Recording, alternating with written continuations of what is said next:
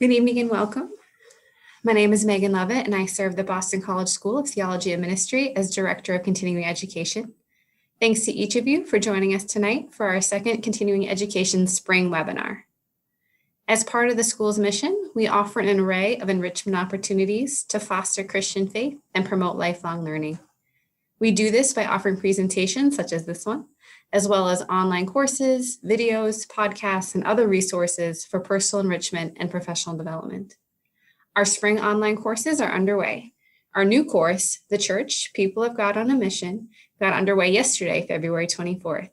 This course explores the nature of the church, including discussion of ministries, the church's foundation in word and sacrament, and the call to be an evangelizing people striving to transform the world in light of the gospel.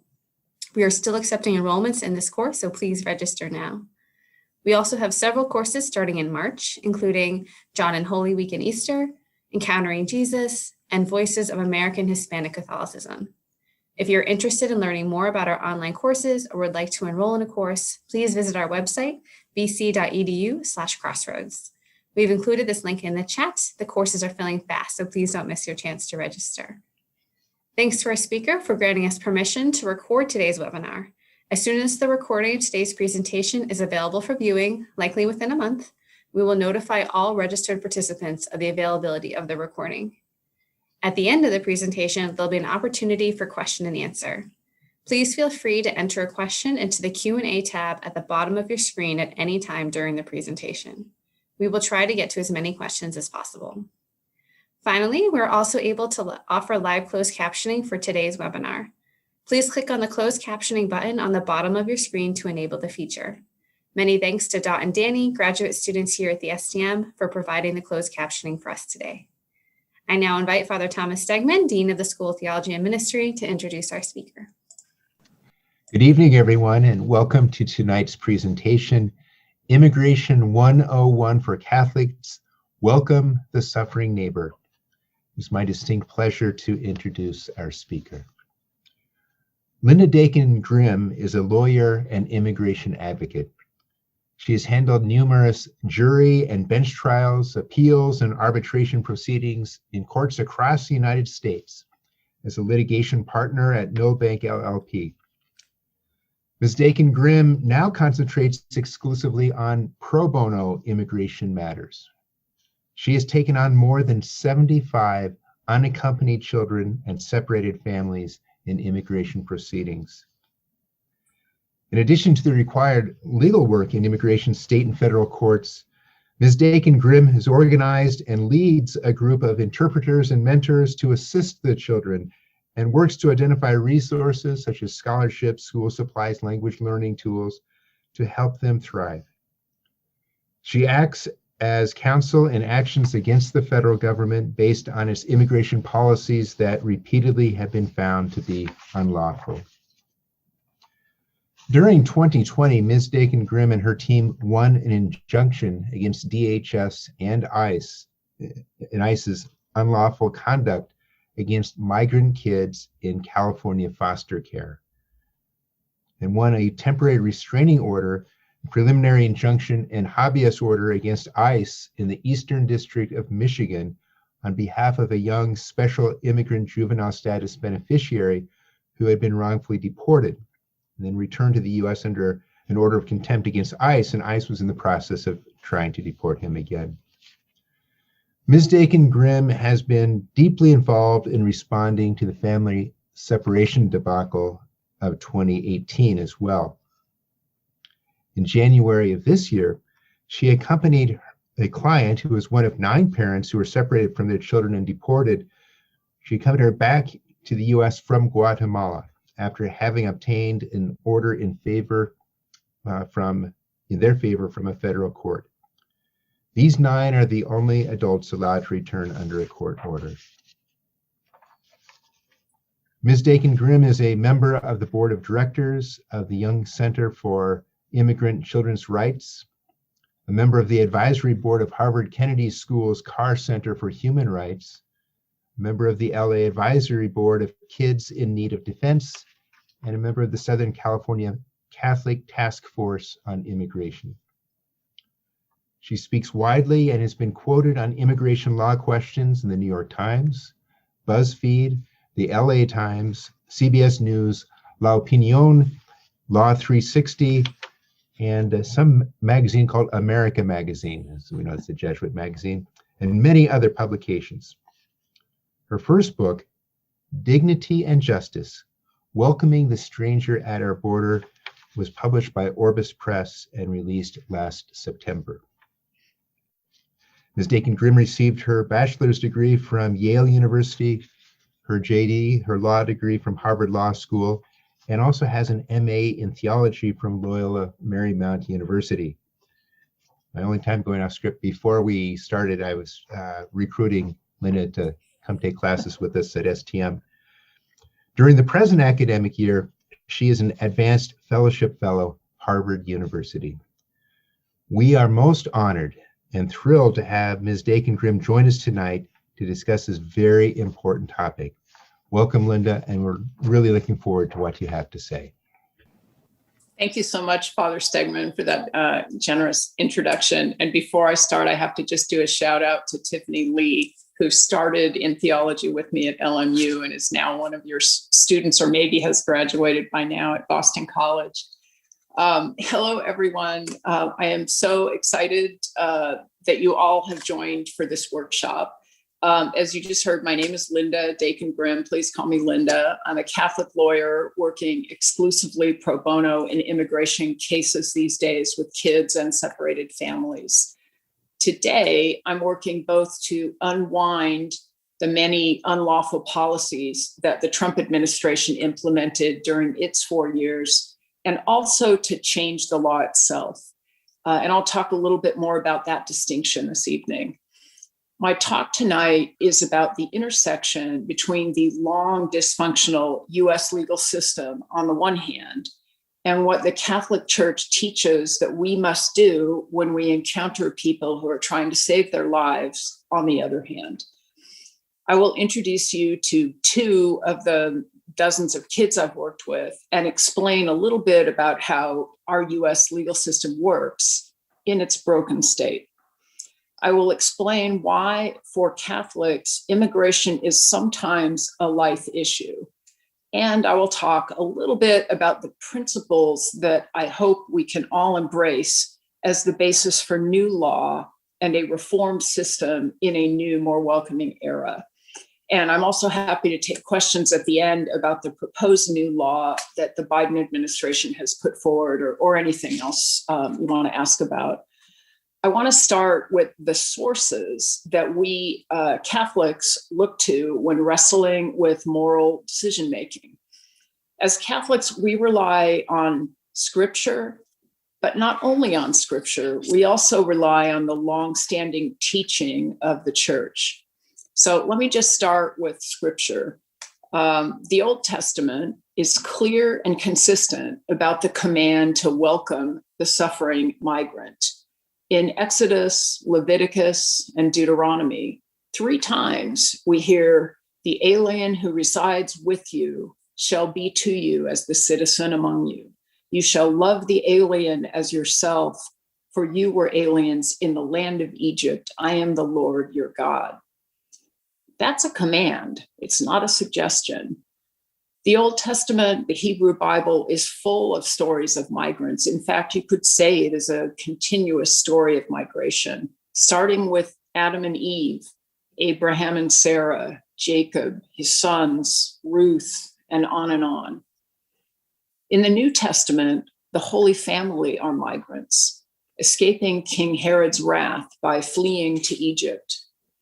If God's command repeated 3 times in the Hebrew Bible isn't enough, we hear Jesus's startling warning in Matthew 25, verses 3 to 46, where he says, "At the end of time, his followers will be separated like sheep from the goats.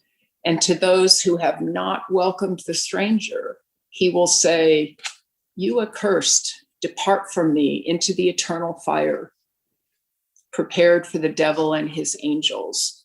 For I was a stranger and you did not welcome me.'" And when those Christians react with surprise and say, well, we just didn't see you. We didn't see you, Lord. Jesus responds, truly, I tell you, just as you did not do it to one of the least of these, you did not do it to me. And these will go away into eternal punishment, but the righteous into eternal life. So that's scripture. What about the other source that we look to, church teaching? John Paul II, now St. John Paul II, set out the foundational Catholic teaching that underlies the church's opposition to capital punishment, euthanasia, and abortion, and the church's welcome for migrants in his 1993 encyclical called Veritatis, Splendor. In that encyclical, he explained that there are certain things that are always wrong to choose because choosing them involves a moral evil. He taught that Catholics may never choose a moral evil, even if there's a good intention or the belief that some other good might come from it. Well, what are the moral evils that we can never choose? Drawing on Augustine and Thomas of Aquinas, John Paul II commanded that Catholics may never support or formally cooperate with actions that are destructive of human life. John Paul II soundly rejected the idea that we can exercise individual or prudential judgment about these things. And he rejected the idea that we can sacrifice some lives, for example, migrant lives, in the hope of protecting other lives, like unborn lives. We don't value lives as Catholics on one side of a border more than lives on the other side of a border. After all, borders, which fluctuate and change all the time, are ideas created by humans. Life is from God. And John Paul II was certainly not the first pope to teach this way. Pope Leo XIII in 1890 wrote in his encyclical Sapientia Christiani that following the law of your own country, no matter what, or law and order matters most, is not the Catholic way. In Sapientia Christiani, he wrote, it is a high crime indeed to withdraw allegiance from God in order to please men. It's an act of consummate wickedness to break the laws of Jesus Christ in order to yield obedience to earthly rulers, or under the pretext of keeping the civil law, to ignore the rights of the church. We ought to obey God rather than men.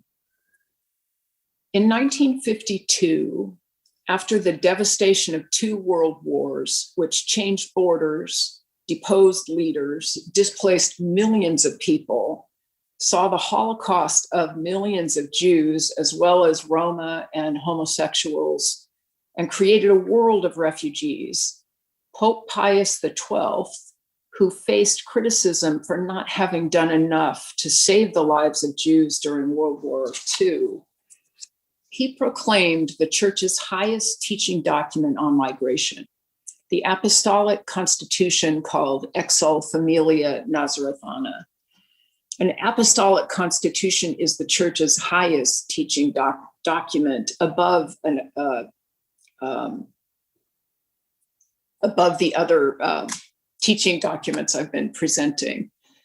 In Exsul Familia Nazarethana, Pope Pius taught that the Holy Family is, for all times and all places, the models and protectors of every migrant, alien, and refugee of whatever kind, whether they're compelled by fear of persecution or by want, whether they're forced to leave their native land, their beloved parents and relatives, their close friends to seek a foreign soil. On the question of which migrants Catholics must welcome and treat like the Holy Family itself, this apostolic constitution plainly states that we must welcome both people who are afraid of persecution and those who migrate out of extreme need, or as the term is used here, want, because they couldn't sustain themselves in their home countries. This means that Catholics never demonize people by calling them economic migrants. In Exul Familia, the church teaches that, like the right to life itself, the right of people to migrate is found in the natural law. And that's because it is inevitable, given the nature of the earth, which is vast and includes both habitable and inhabitable places, that some families will migrate. Pius XII wrote, "There are people who have been forced by such things as war, unemployment, and hunger to leave their homes and live in foreign lands. And the natural law itself, no less than devotion to humanity, urges that ways of migration be open to these people." The Catholic Church's position is not that any particular country comes first, or that law and order matters more than anything else. So if a president or a party wants to exclude people whose lives are at stake, we just go along with that. No, the Catholic Church teaches that the sovereignty of the state, although it must be respected, cannot be exaggerated to the point that access to this land is for inadequate or unjustified reasons denied to needy and decent people from other lands, provided, of course, that the public wealth, considered very carefully, does not forbid this. Pope John Paul II taught as a dogma of the faith in his encyclical Sanctissimus Annus in 1991 that the transcendent human dignity of every human person must be protected in every situation, and that every person has a grave obligation to ensure the preservation of life, and that every individual has a natural right to procure what is required to live. John Paul II similarly proclaimed that when there is a question of defending the rights of individuals, the defenseless and the poor have a claim to special consideration. The richer class has many ways of shielding itself and stands less in need of help from the state, whereas the mass of the poor have no resources of their own. And on the key question of who is my neighbor, who is it that I must welcome, John Paul II stated that our obligations don't end at the border. Rather, they extend progressively to all mankind, since no one can consider himself extraneous or indifferent to the lot of another member of the human family. No one can say he's not responsible for the well-being of his brother or sister.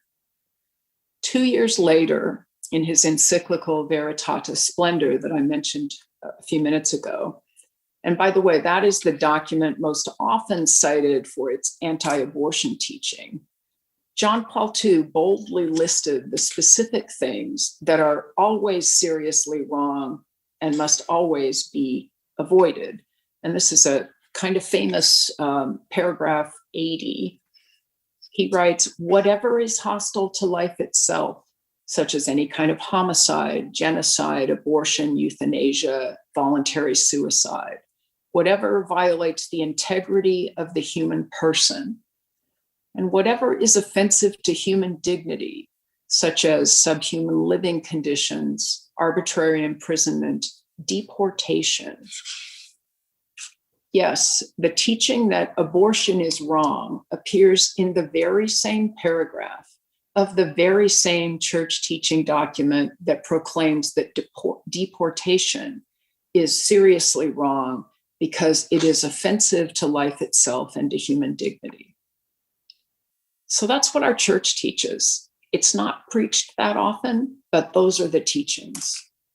So now I'm going to switch gears a little bit and walk through the legal system by telling you the story of a brother and sister, Gabriela and Javi, who came to Los Angeles from Durango, Mexico by themselves at the ages of 14 and 15 in 2015. There they are with their mother in the LA Superior Court. And this is the greeting that they and thousands of other unaccompanied minors received at the border when they asked for help. Now, many of these people in the photo and thousands of others like them, some Catholics, identify themselves as Christians. And they want to protect what they have. They see the children who continue to come to the border asking for help as criminals and invaders. They see them as people who will take something from them or their children. Former Attorney General Jeff Sessions, a self-professed Christian, gave talks to law enforcement agencies calling these kids like Gabriela and Javi wolves in sheep's clothing. Now, here's their story. Gabriela and Javi, their father was an angry alcoholic. Still, Javi remembers being a pretty happy boy until about the age of 10. After that, he regularly saw his father become enraged and irrational when drinking. The kids saw him beat their mother, Anna, and the dad also beat young Javi, sometimes with shoes and belts, other times kicking and punching him. Javi routinely belittled his son. By the time Javi reached 5th grade, he was being bullied at school too, and Javi didn't really understand why. When Javi was 13, his father told him, "It's time for you to start supporting yourself, get a job." So Javi got a job in a bakery, and his father took all the money he earned. As the dad's drinking worsened, the family's financial troubles did too. They were evicted from their house and moved to a small apartment in a more dangerous neighborhood. When Gabriela was 15 and Javi was 14, their mother finally left and moved to Los Angeles. Gabriela and Javi continued to attend school, but they had little supervision or structure at home. The father's mental condition deteriorated. He drank more often. Sometimes he left at night and didn't come back, but the kids were actually relieved when he was gone. Gabriela's and Javi's lives fell apart entirely one particular summer day. Javi had stayed late in school, and when he got home, only his father was home. Javi noticed that his dad was shaky and acting kind of strange, so he tried to stay out of the way. As evening approached, Dad surprised Javi by giving him some money and telling him to go buy himself some dinner. This was highly unusual, but Javi went to buy himself something to eat. When Javi was gone, Gabriela arrived home. Her father was drinking in the bedroom. She turned on the television and sat down on the couch. Gabriela's father attacked and tried to molest her that night. In the middle of the attack, he fell and then got up and punched a wall. And while he was distracted, Gabriela grabbed her phone and ran outside. She kicked off her slippers, ran barefoot, and hailed a taxi. She went to her grandmother's house, and her father chased after her in another taxi. When Gabriela arrived at Grandma's, she ran inside sobbing. She told her grandmother what happened, and minutes later, her father arrived and began banging on the front door. Some neighbors yelled at him to leave, and he kept pounding. One neighbor picked up a heavy pipe and approached him. They got into a fight, and the man hit Dad over the head with the pipe. Dad fell to the ground bleeding. While Gabriela was in the taxi, she had called her mother in Los Angeles, who in turn called Javi. The mom told Javi only that he should go immediately to his grandmother's house. Javi didn't know what had happened, but with a feeling of dread, the young teen rode his bicycle to Grandma's. When he got there, he saw his father lying on the ground outside, bloody and surrounded by angry men. Javi felt awful seeing his dad this way, and he was angry on his dad's behalf. Some neighbors, hearing the fight, called the police. An ambulance pulled up, and Javi was shocked to see his father get up and try and run away. Then he was shocked to see the neighbors physically restraining his dad. When the police arrived, a confused Javi watched the police manhandle his father into a police car, and a bystander finally told Javi what happened. Javi was stunned and confused by his own feelings of anger on his father's behalf, rage at him, and simple revulsion. He didn't know what to do, and nobody paid any attention to him at all. He just stood there until the crowd dispersed, and then he got on his bicycle and rode home to an empty house. Gabriela returned home from the police station the next day. Neither she nor Javi ever went back to school. They existed on their own in a kind of gray world as the days rolled by. No relatives took them in or could afford to. The police kept the father in jail for a few days, but they let him go too, and he moved in with a girlfriend. The kid's mother called from LA, but she didn't come back to help them either. You might ask, why didn't they go to a DCFS, a state-supported place? But Mexico has no state system for abandoned kids, no DCFS. The Mexican government simply doesn't fund services for orphanages or places for abandoned kids for the most part. There are some privately funded and largely unregulated children's homes in the country, but they are dangerous and have been called black holes for children.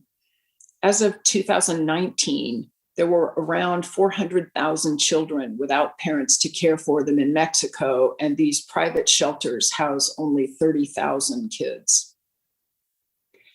The city of Durango is in the Mexican state of Durango, south of Texas. It's about 1,360 miles from Durango to the San Isidro port of entry into the United States near San Diego, California, the crossing closest to LA where Gabriela and Javi's mother lived.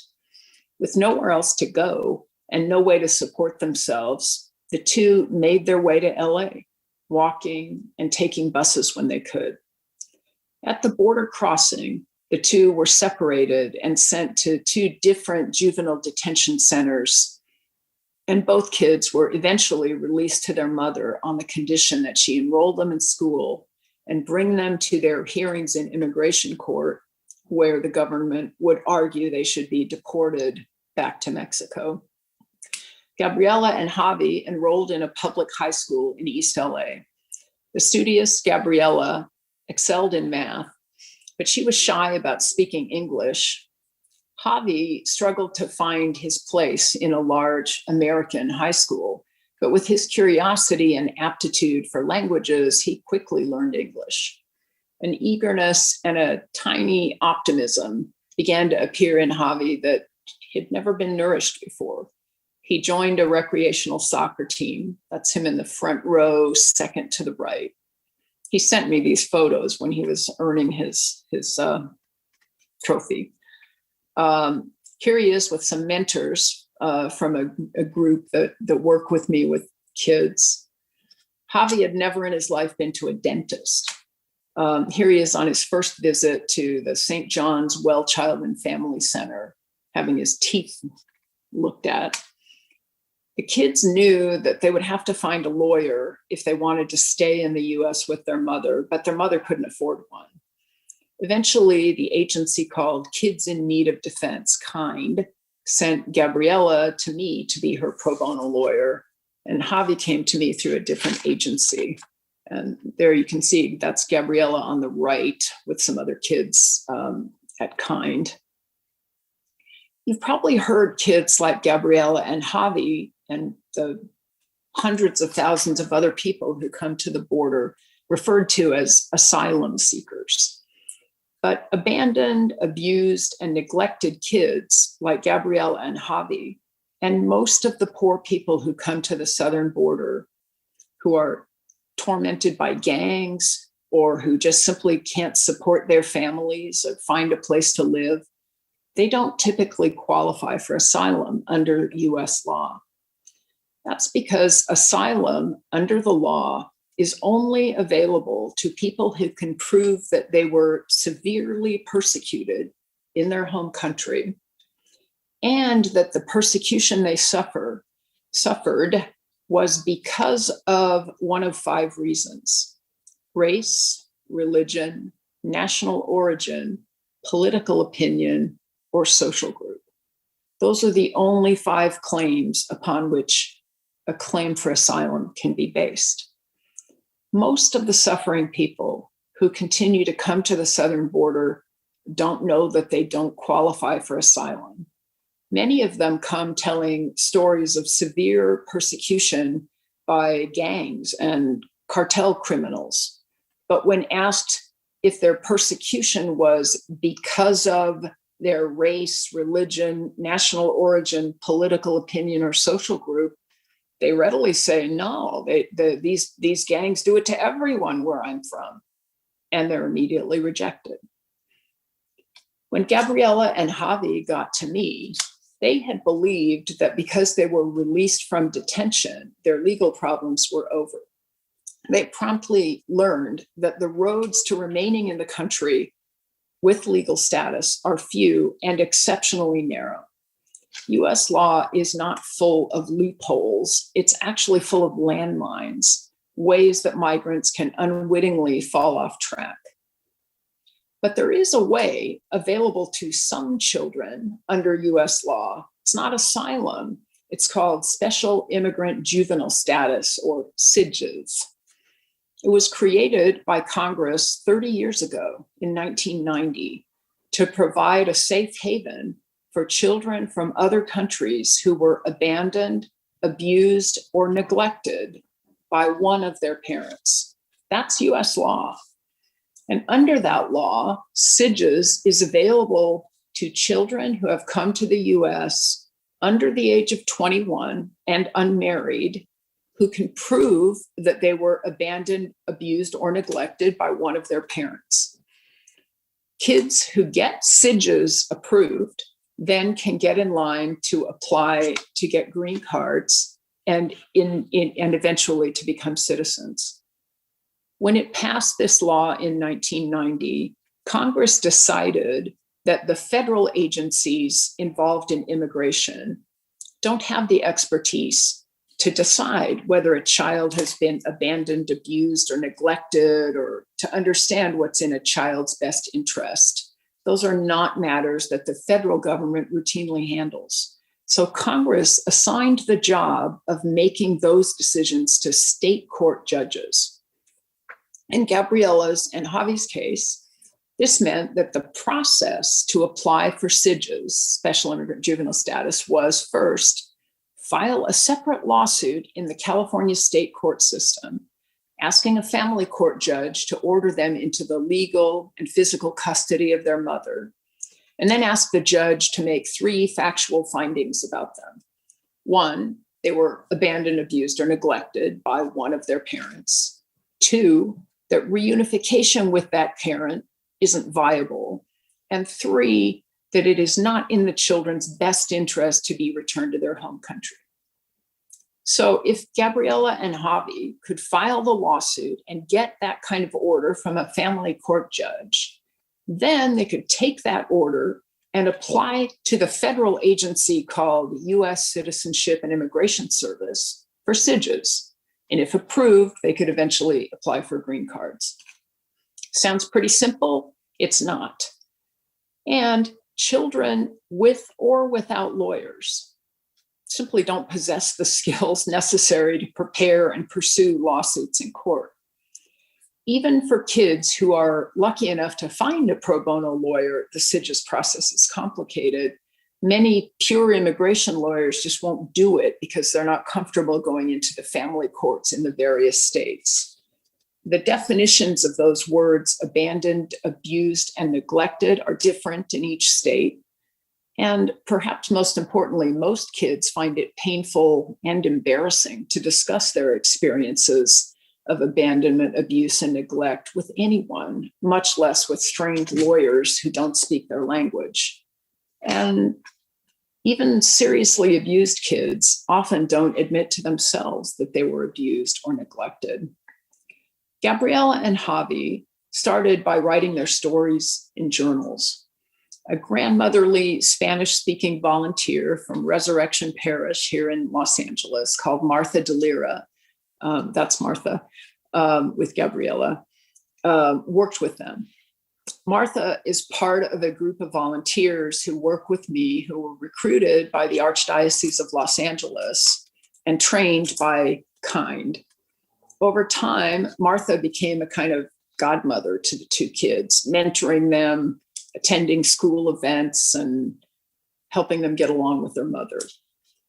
We filed the 2 kids' state court case First, we petitioned the LA Superior Court to waive the hundreds of dollars of court fees that they otherwise would have to pay every time they filed a document in the court system. Next, they had to apply to have a guardian ad litem appointed for themselves during the court case, as required under California law.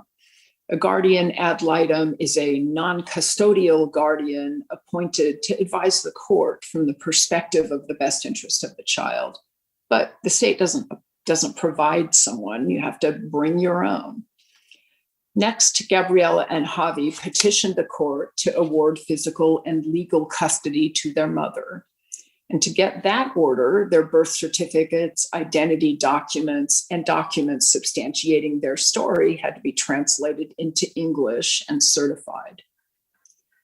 All of the documents that were filed in court had to be served on their father in Mexico. And accomplishing service in a foreign country or obtaining consent from an abusive parent are often serious challenges in SIDG's cases like this. Finally, Gabriela and Javi petitioned the family court judge to make the factual findings that both children had been abandoned, abused, and neglected. Each child gave testimony. That's the Superior Court case. For the next school year, Gabriela was offered a full scholarship from a private donor to attend the all-girls Sacred Heart High School in East LA. She worked hard there to learn English and make friends, and Javi continued in the public school. The kids had also to appear in front of a different judge in immigration court to plead to the charges against them, essentially that they're not US citizens and didn't have permission to come to the country when they did, and ask the judge to give them time to complete the lengthy SIDG's process. They had to go to periodic immigration court hearings to prove that their case was moving forward.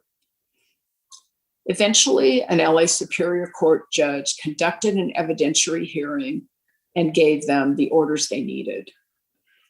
USCIS, the federal agency, took almost a year to decide the kids' application, and happily it was granted.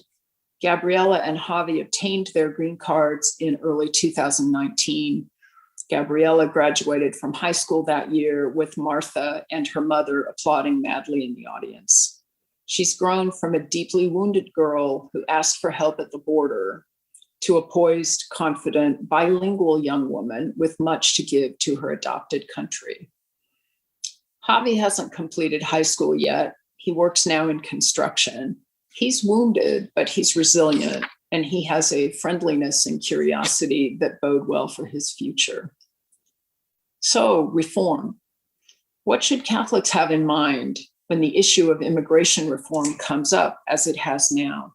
How should we respond when members of our own congregations say things like, "Those people broke the law," or express hostility to people from other places? We must always treat people with compassion and respect, even when they're hostile to what the Lord commands. But to respond, we really need to have a basic grasp of what the law is now and what policies apply. We need this to be able to engage in a kind of discussion about what should be. Remember, it's never been against the law to ask for help at the border of this country. And people fleeing for their lives may have no choice but to cross a border without permission. So here are the things you need to have in mind about the law as it exists right now. 1, it is exceedingly difficult for anyone to gain permission to migrate, to live and work long-term in the US as a permanent resident. There are only 4 roads. The first is family-based migration, and it's limited to 480,000 people per year. That number bears no rational relationship to the needs of the 21st century America based on population or anything else. It needs to be revisited. Because that numerical limitation exists, though, family-based migration is exceptionally slow. Some people wait decades for a single relative's turn to come on that basis. It does not provide any help to suffering people who are fleeing for their lives. The second road is employment-based migration. That is even more limited to 140,000 people a year. It is available on other than a non-immigrant temporary basis only to professionals and other highly skilled persons through a corporate sponsor. Now, that employment-based migration is not available to people like the farm workers who have kept us eating during COVID. It's not applicable to nurses. It's not available to people that do what we now call essential jobs. The third road is the diversity lottery, limited to 50,000 people a year. That's a kind of quirky program that doesn't provide any real-time urgent relief, but was actually started in the 1980s to help Irish people who had flown into the country overstaying tourist visas. And the final road is humanitarian relief, which includes both asylum and SIGs, what I've discussed. The most important thing to know about that fourth road is that humanitarian relief is granted in very few cases. Suffering people who we in this country acknowledge have been terribly persecuted are routinely turned away if their persecution isn't the right kind.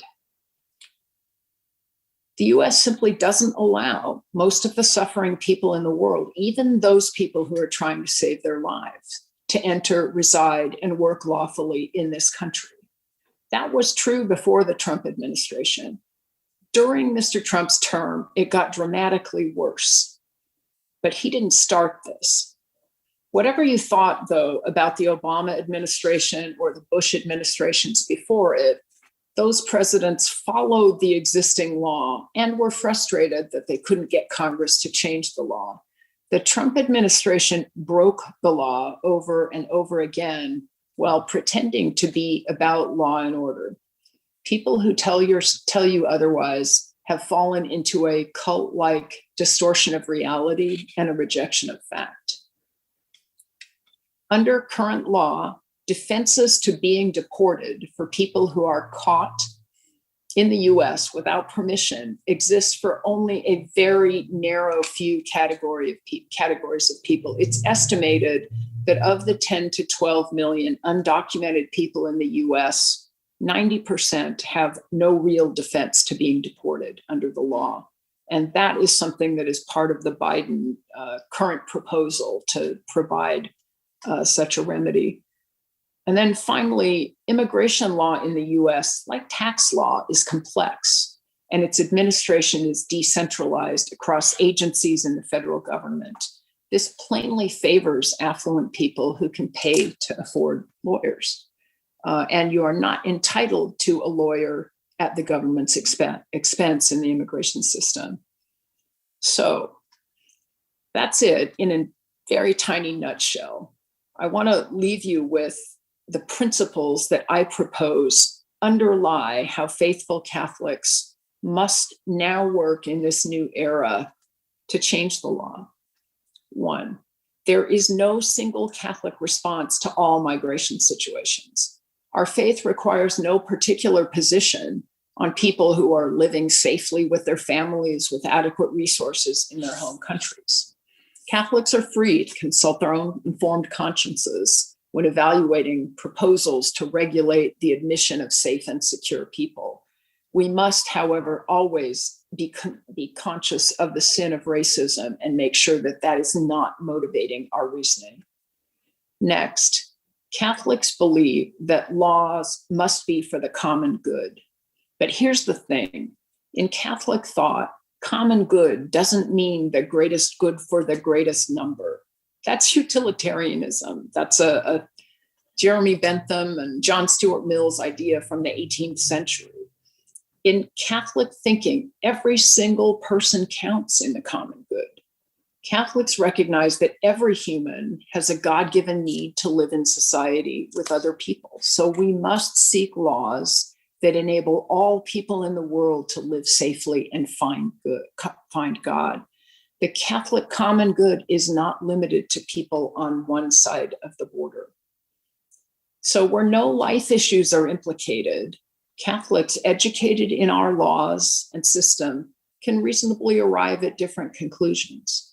But when people come to the country in fear for their lives, or they're unable to survive in their home countries for any reason, a life issue is presented. In the words of Pope John Paul II, Catholics may only support immigration reform that eliminates whatever is hostile to life itself, whatever violates the integrity of the human person, whatever is offensive to human dignity, such as subhuman living conditions, arbitrary imprisonment, deportation, slavery, and you can see the rest. So what can I do? I might ask. Here's my answer. Educate yourself on what the law actually says and what Scripture and the Church has long taught. I go into much greater detail on this in my book, which I would love to have you read. And there's many, many other books on these issues as well. But perhaps the most important thing you can do, and particularly now, is to speak up. We cannot afford to be silent when people around us disparage migrants, tolerate the degradation of human lives as someone else's problem.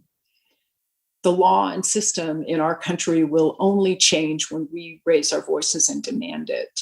We know that in the end, Jesus will say to those of us who look away from our suffering migrant brothers and sisters, truly, I tell you, just as you did not do it to one of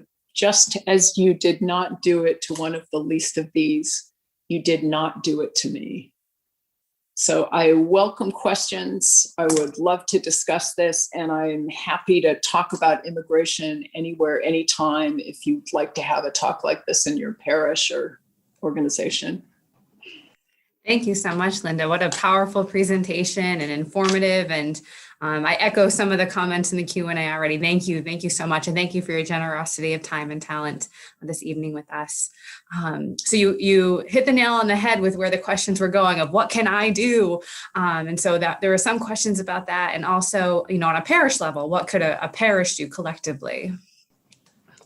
What can I do? I really want to start with the speak up, because it's one thing talking like this where I'm not actually even in a room with anyone. So if I've hurt anyone's feelings, I don't actually know. And, it's all okay. It's another thing when the person is sitting next to me in the pew.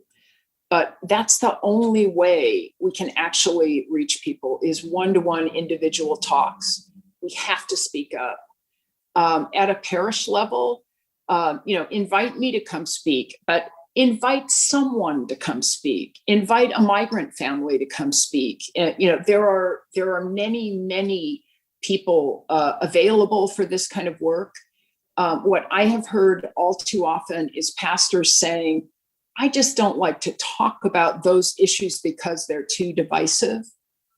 We have to get over that. Invite someone to your group and have them give a presentation and introduce real people. Thank you. Another attendance member was wondering about different approaches. One person was wondering about putting our effort and resources in trying in the person's homelands themselves instead of, why are the reasons that they're leaving? How could we assist the people where they are? And then another person was wondering about just open borders in general. So I'm not advocating open borders per se.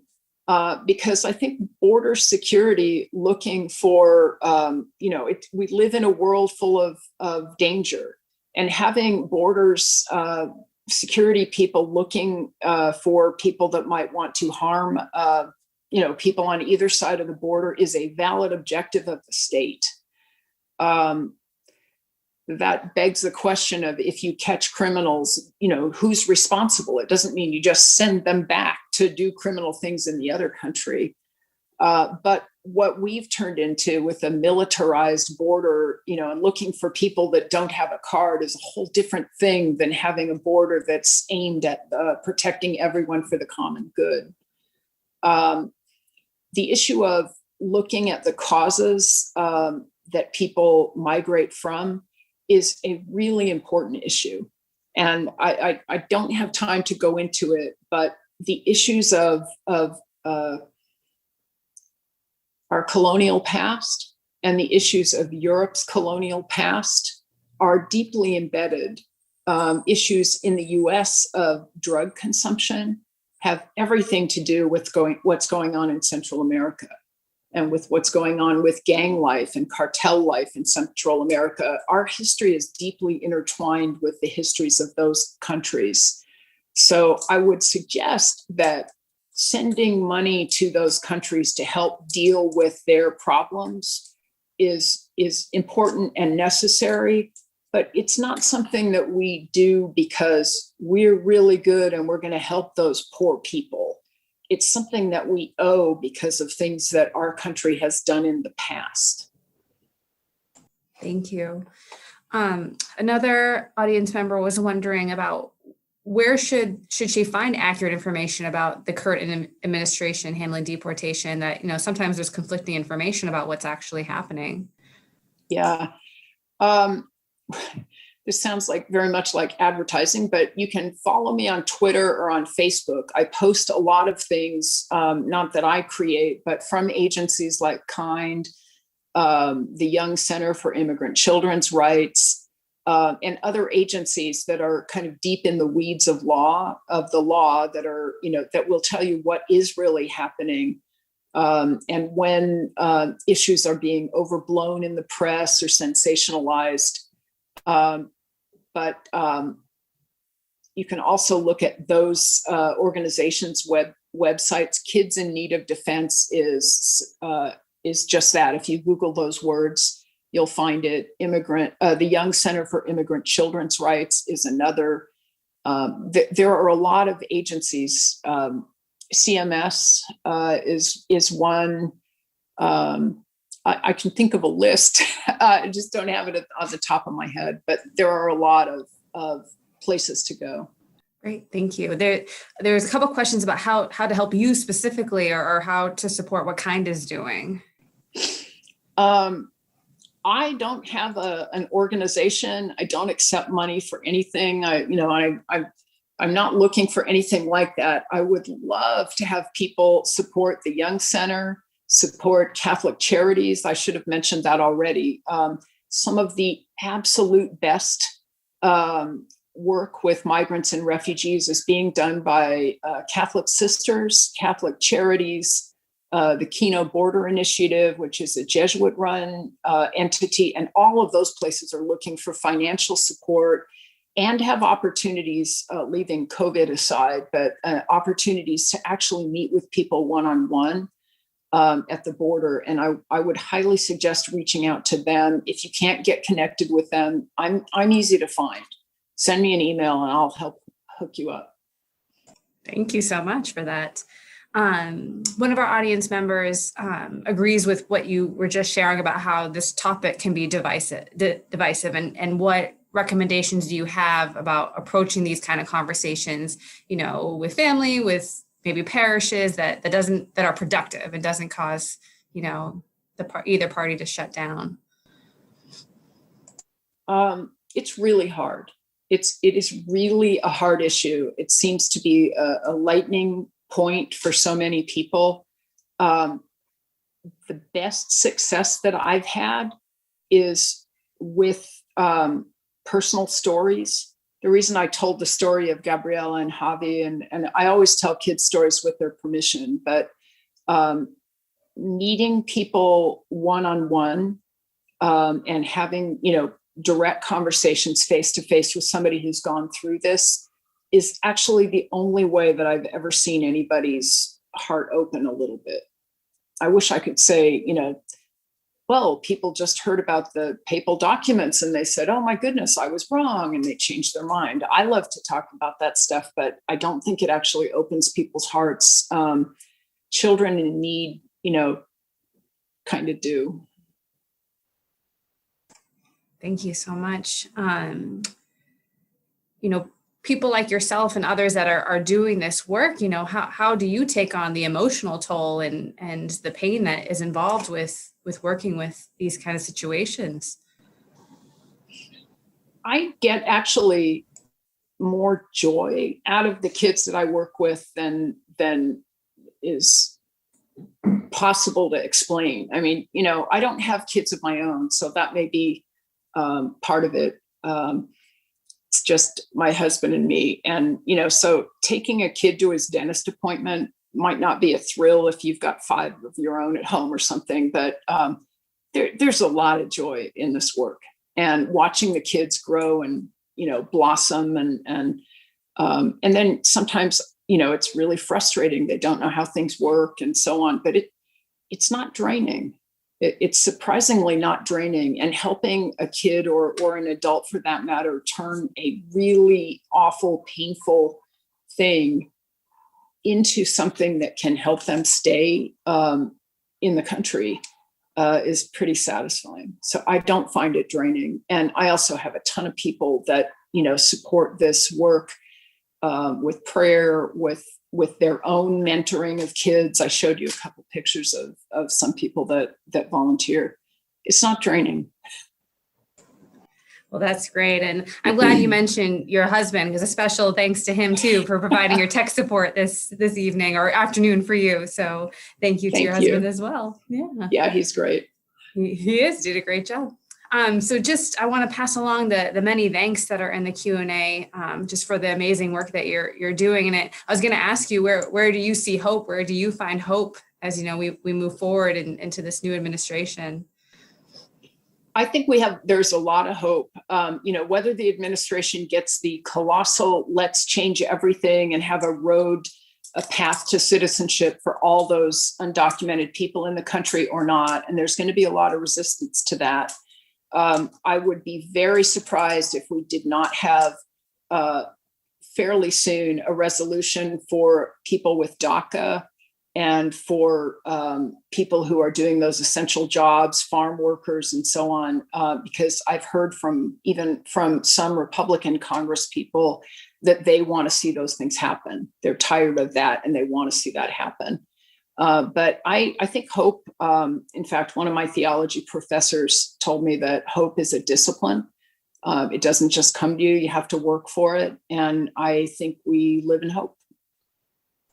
Amen. Well, thank you so much for your time with us today. I think it was just a fruitful experience for everybody. So thank you so much. Thanks, Megan. Thanks for having me. And thanks, Father Stegman. Yeah. So just a couple things before everyone goes. If this is a topic of interest to you, the Lynch School at Boston College is offering a webinar next week. In 2 weeks, March 11th, Welcoming the Stranger, Migration Experiences, Practical Theology and Psychology of Community. Dr. Hoffman Espino is going to be one of the featured speakers. So that's another opportunity to learn more. And we hope you can join us for our next continuing education webinar on Thursday, March 25th at the same time. Father Greg Boyle is going to speak. He's the founder and director of Homeboy Industries, the world's largest gang intervention and rehabilitation program. He's going to present The Whole Language, the Power of Extravagant Tenderness, and we're going to send a follow-up email that has the links for both events. So we hope that you can join us as well. So many thanks again, Linda, and thanks to our audience for joining us. We hope you have a great rest of your day. Take care. Thanks.